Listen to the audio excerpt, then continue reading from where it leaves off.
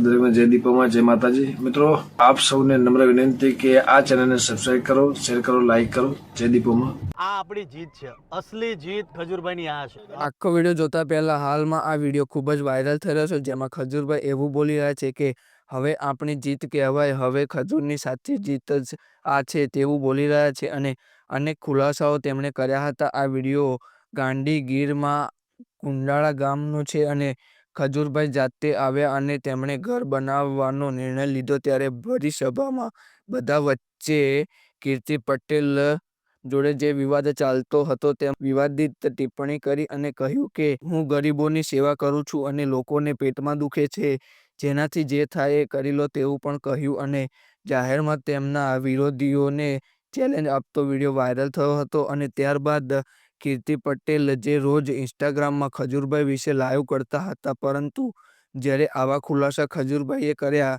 ખજૂરભાઈના ભાષણ બાદ કીર્તિ પટેલ લાઈવ કરવાનું પણ બંધ કરી દીધું। કોઈ જવાબ કીર્તિ પટેલે આપ્યો નથી, તેથી એમ કહી શકાય કે ખજૂરભાઈ મેદાનમાં આવ્યા અને આવું બોલ્યા ત્યારબાદ કીર્તિ પટેલનું મોઢું બંધ થઈ ગયું અને આપના ખજૂરભાઈની જીત થઈ। હવે ખજૂરભાઈ કેવું બોલ્યા હતા તેની ઝલક જોઈ લો આખો વિડીયો।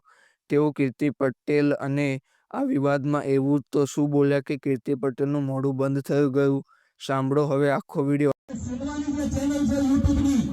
એમાં ઓછી કમાણી છે, પણ તોય તમામ લોકોને કહું છું કોમેડી વિડીયો બનાવતા નથી, સેવા કરું છું।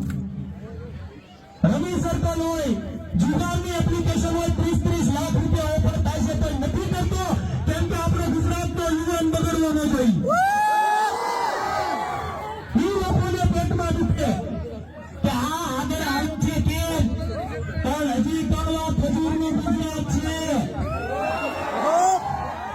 તમે ભાવથી મારી હારે જોડાયા છો ને, આવનારા સમયમાં તમામને કહું છું મળીને ભેગા થવાનું છે। આવા લુખ્ખાને પાઠ ભણાવવાનો સમય આવી ગયો છે। આ તમામ ગુજરાતીઓને કહું છું જવાબ જેને આપવાનો હોય એને જ આપવાનો હોય, હા કે ના?